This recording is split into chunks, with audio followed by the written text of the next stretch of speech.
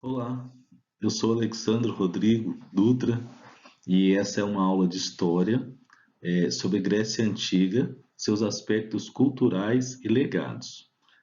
Lembrando que essa é uma prática pedagógica referente à disciplina de História, Antiguidade e Medievo, para a formação, para o curso de formação pedagógica do curso de História do Centro Universitário Claretiano. Bom, eu fiz uma aula para o sexto ano. Essa aula seria para, como eu disse, né, relacionada à Grécia Antiga, os aspectos culturais. Enfim, em primeiro lugar, eu queria trazer essa questão sobre a Grécia, né, antiguidade clássica. Antiguidade clássica, a gente pode dizer que ela refere-se a um período da história da Europa que se estende aproximadamente do século 8 a.C. até mais ou menos quando o Império Romano do Ocidente cai, no ano 476 depois de Cristo, né? E a gente pode falar que essa antiguidade clássica ela abrangia principalmente a Grécia e Roma, e o eixo condutor desse período, o que diferenciou os períodos anteriores ou mesmo os posteriores foi a questão dos fatores culturais dessas civilizações marcantes, principalmente a civilização grega, que a gente vai trazer vários aspectos em relação à questão da língua, a filosofia, a religião, o teatro e vários legados que a civilização grega nos deixou. Bom, a localização da Grécia, conforme podem ver no mapa, a Grécia ela compreendia a região chamada Hélade e ocupava o sul dos Balcãs, que é a Grécia continental, e a península do Peloponeso, que é aqui onde se encontrava Esparta e Corinto, as ilhas do Mar Egeu, além das colônias na costa da Ásia Menor, além da Península Itálica. Tudo isso era chamado de Magna Grécia. Em relação, como eu disse, das características, né, o que a gente pode trazer essa questão da filosofia. A cidade de Atenas, ela foi o palco de a cidade de Atenas, ela foi o palco daquilo que eu posso chamar de um grande desenvolvimento filosófico durante esse período clássico.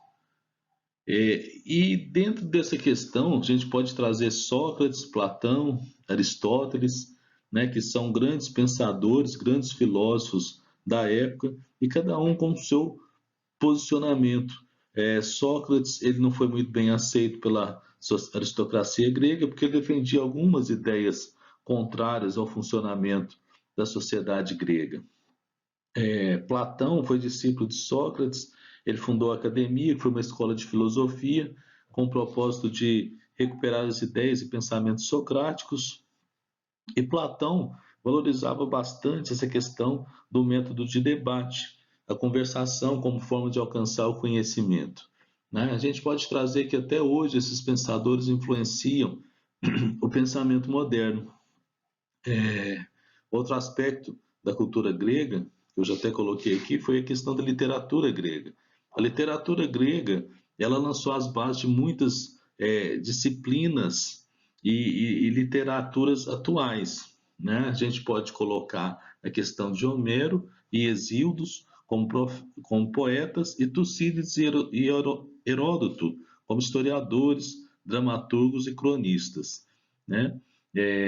Além disso, eu posso trazer também essa questão da mulher, né? Foi a primeira vez que teve uma escritora mulher, a gente pode falar que foi a Safo de Mitilene, que ela foi uma poetisa, que ela, inclusive, eu trouxe como curiosidade que ela abriu a primeira escola da história que foi destinada às mulheres que queriam ser mais do que esposas. Inclusive as obras delas eram respeitadas, e ela foi considerada até uma musa, que para os gregos é uma divindade menor ainda em vida. Esse é outro aspecto que eu quero trazer. a questão da religião grega.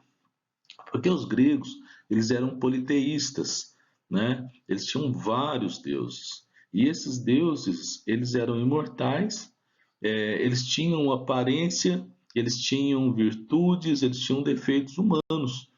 Interessante é isso. E a mitologia grega, né, a questão da religião, eles trazem vários mitos, né, para tentar explicar situações, fenômenos naturais, para explicar situações do dia a dia.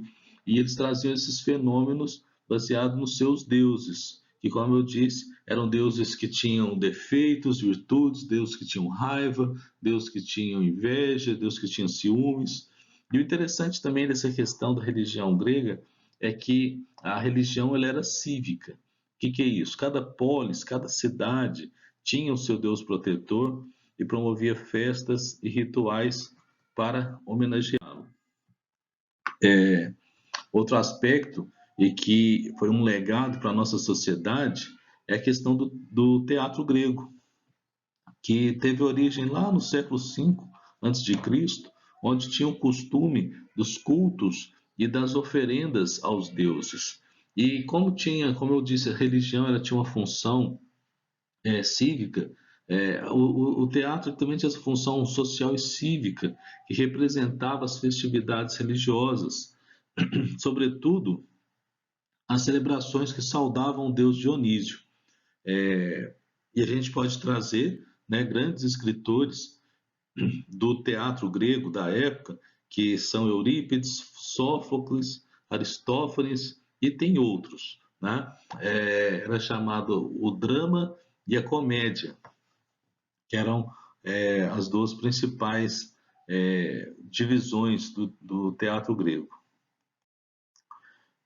E por fim, né, outro legado que eu posso dizer que foi da sociedade, da civilização grega e para os dias atuais é a questão dos Jogos Olímpicos.